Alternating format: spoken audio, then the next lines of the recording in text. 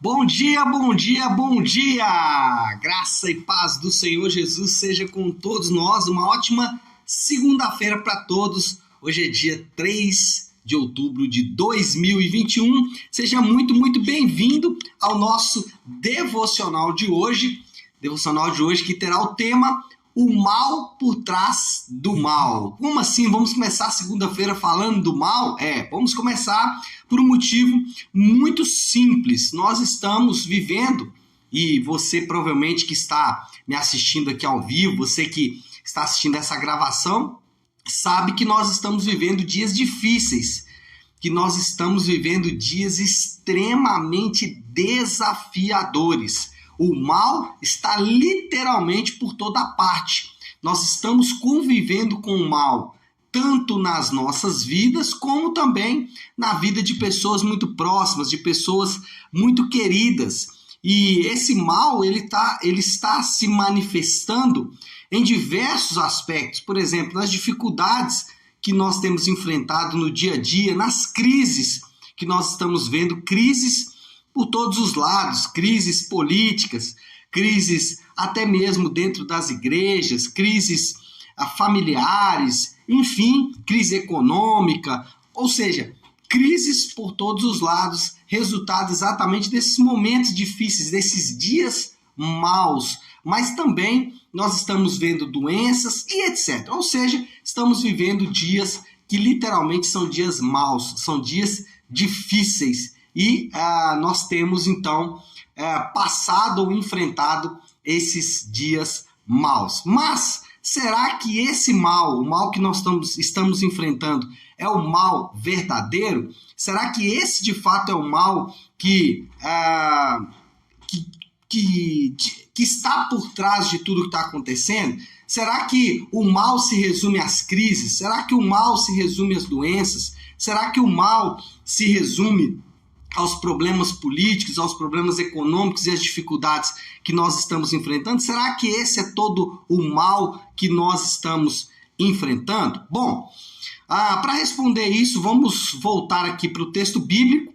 Nós estamos estudando essa semana, vamos nos ater com muito cuidado ao profeta Ezequiel.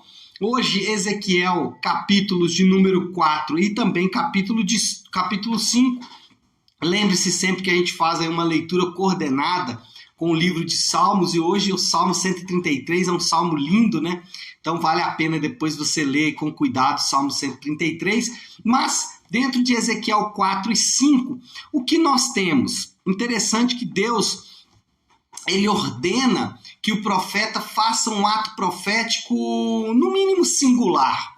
Um ato profético assim bem diferente, né? Deus ordena que o profeta ele se deite de um lado e fique deitado durante mais de um ano só daquele lado.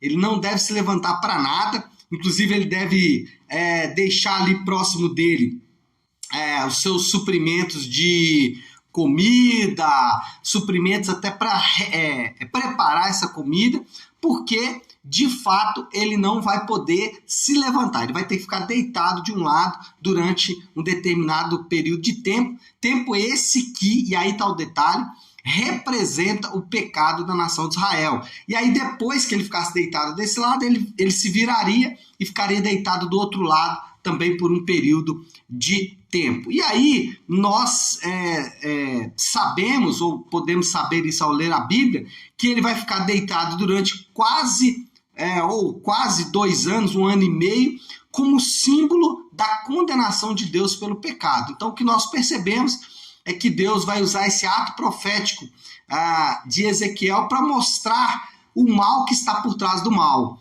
Deus vai mostrar aqui o mal que a nação de Israel está sofrendo, e aí você pode ler aqui o texto para perceber que as crises que nós estamos enfrentando não é diferente das crises enfrentadas, por exemplo, pelo povo de Deus, né? Naquele momento a nação de Judá, falei que nação de Israel, mas é a nação de Judá, que é o reino do sul. Você vai perceber que as crises que eles estão enfrentando é as mesmas crises que enfrentamos hoje. E Deus, ele mostra que o mal por trás dessas crises é muito mais grave do que apenas as crises que o povo está enfrentando. Nós percebemos aqui 3 coisas. Primeiro, nós percebemos a natureza destrutiva do pecado. Então, quando nós lemos aqui tudo o que Deus está fazendo, tudo o que Deus, aliás, iria fazer, porque conhecemos o desfecho da história. Ezequiel, ele conhecia só parte da história, ele conhecia só o que ele estava presenciando ali no presente. Mas nós sabemos o desenrolar da história. E o que nós percebemos é o quanto o pecado é destrutivo. E nós não podemos desconectar a história da nação de Judá da nossa própria história. A gente não pode falar assim, nossa, como o povo de Judá era teimoso. Porque essa é a nossa realidade. Nós devemos dizer o seguinte, como nós somos teimosos, como nós somos inconsequentes. Porque se nós desvincularmos a história de nós mesmos, nós vamos achar que nós não fazemos parte daquela história. E a Bíblia e a prática, a experiência empírica, vai mostrar que nós somos tão parecidos ou talvez até piores do que aquele povo. Então a primeira coisa a perceber aqui é a natureza destrutiva do pecado. Lembre-se, e aí lembre-se disso com muita calma. O pecado é a raiz de todo o mal. O pecado é a raiz de todo o mal. Por trás de toda crise, por trás de todo problema, por trás de toda dificuldade, está o verdadeiro mal, que é o pecado. Então, é importante identificar isso. Daqui a pouco eu vou falar da boa notícia, obviamente, mas é importante identificar para sabermos de onde provém as crises e as dores que nós estamos enfrentando. Bom, em segundo lugar, nós vamos perceber a necessidade do arrependimento.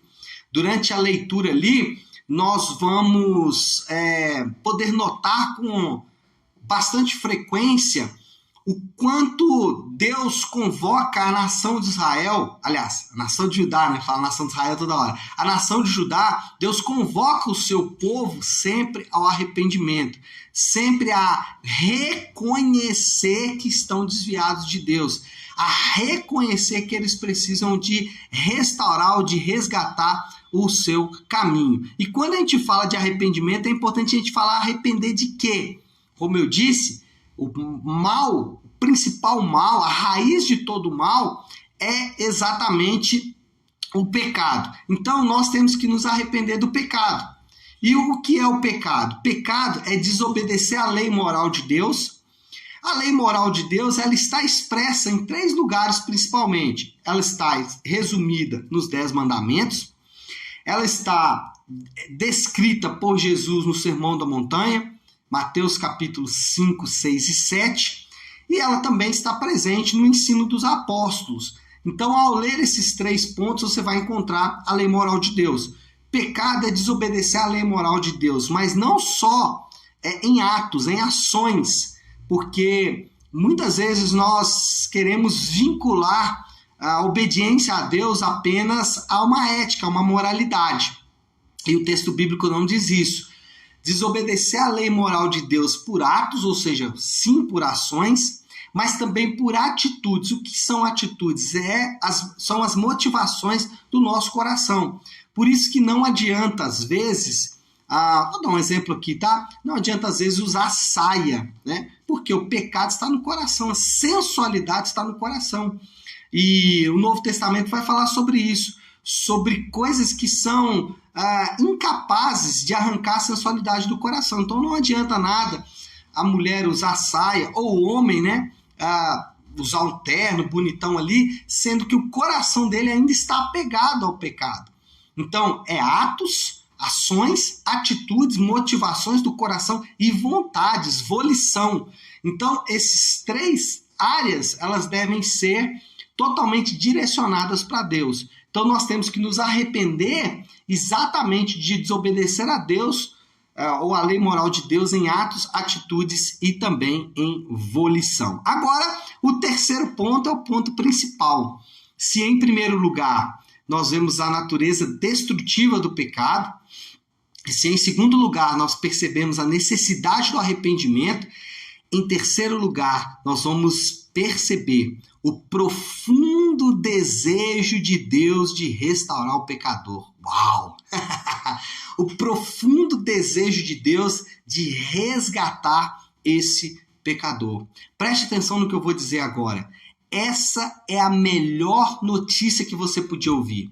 A melhor notícia da história não é a notícia de que a economia está reagindo bem à pandemia. A melhor notícia não é que encontramos a cura para o Covid-19. Não é que encontramos a cura do câncer ou a cura da AIDS ou sei lá, qualquer outra doença. A melhor notícia não é que determinado político foi eleito. Não. A melhor notícia que eu e você poderíamos receber é que Deus tem um profundo desejo de nos restaurar. Ele tem um profundo desejo de restaurar o pecador, dos quais, eu vou parafrasear o apóstolo Paulo aqui, dos quais eu sou o pior. Então essa é a boa notícia. Não existe notícia melhor para você começar a semana. Você não poderia começar a semana com notícia melhor. Deus quer restaurar a sua vida. Ele deseja tanto restaurar a sua vida, ele deseja tanto que você e eu sejamos restaurados, que ele enviou o próprio filho dele para morrer exatamente para que essa restauração aconteça.